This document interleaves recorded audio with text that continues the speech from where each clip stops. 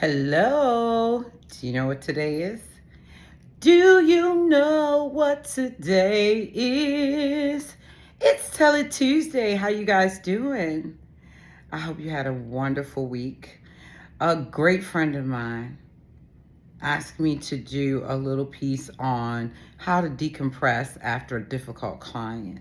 And I said, certainly I would do that. If you guys ever want to hear some content or you want my take on something, feel free to text me, inbox me, or whatever the case may be.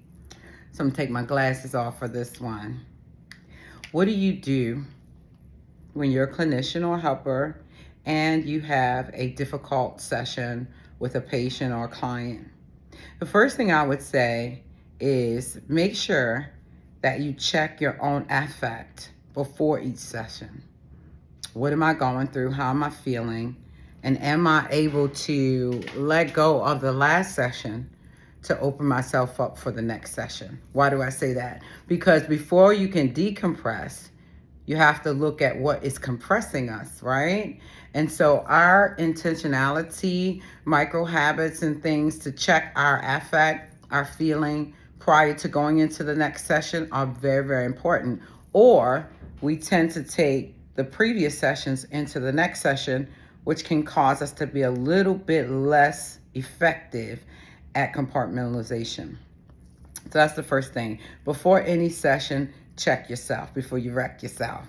The second thing is I would recommend that if we find throughout the session that things are turning a little bit to the left, we have the unique opportunity to reset within the session with the difficult person and say, hey, listen, I'm sensing that we're getting into a loop of, I want to say, like, ineffectiveness, so that we're not communicating well.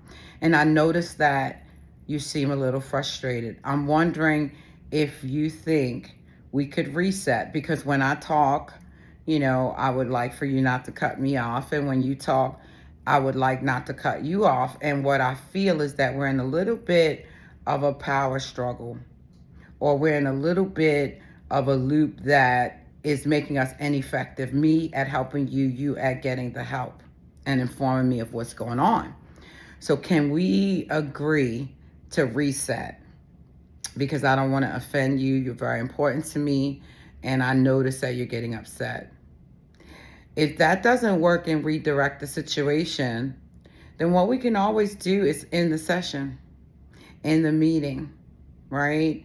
It's not going well. I got everything that I need for today. The most important thing is that you are well. How about if we follow up at our next scheduled session, or we can schedule something later in the week or first thing next week and just kind of reset and recalibrate? Because I'm here to help you, and I certainly don't want it to appear that we're in a battle. I care about you. I hold you in high regard. And whatever's happening is not effective for what you're supposed to be here for. I'm here to help you, and I care about you. And I'm not sure what's going on, but we don't have to do this today. I just want to make sure you're okay, and just do a mini mental health status exam in the session, right? The other thing is, after the session is over, which was the original question, how do I decompress?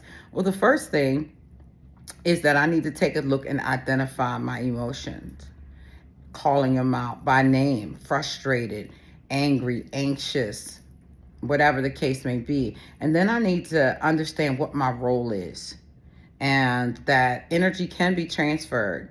Just like I can absorb someone's negativity, I can also give it back to the universe. And so doing some box breaths, that's 4 seconds in, 4 seconds hold, 4 seconds out, 4 seconds hold.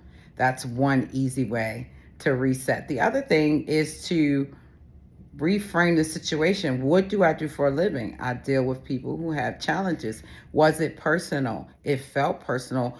Am I in the right space to understand that this is not about me?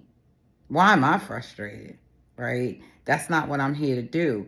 And so as a professional, I need to be able to compartmentalize my emotions, maybe take a 2-minute walk, maybe do some butterfly tapping, We might need to do some guided imagery, put some music on, drink some water. Another thing that'll help in a quick moment when we're cycling is to get something called cold shock. Cold shock is where you take a can of soda or a bag of mixed vegetables if you're home, or splash cold water on our face. What it does is it interrupts that amygdala that's going off and is causing us to react and release all that cortisol and adrenaline. And then we reset. If we're not in the right frame of mind to take our next client, then we should end our day.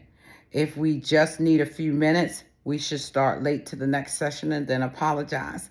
But decompression is, one of those things that we as helpers are responsible for. And so I urge you and encourage you, if you need some help with that, to give me a call. Trust and believe I've encountered some challenges, but each patient, each session, each client has to come in with a new energy. And so we have to get that old residual stuff off from the previous session so that we can give our next patient, our next client, our absolute best. If you need some help in decompression, if you need some help to discuss a particularly difficult client that you constantly clash with, don't forget about transference and countertransference. They may remind you of somebody, or you may remind them of somebody. If somebody just rubs you the wrong way, it might be you. Let me know what you think. It's Tell It Tuesday. Have a great week.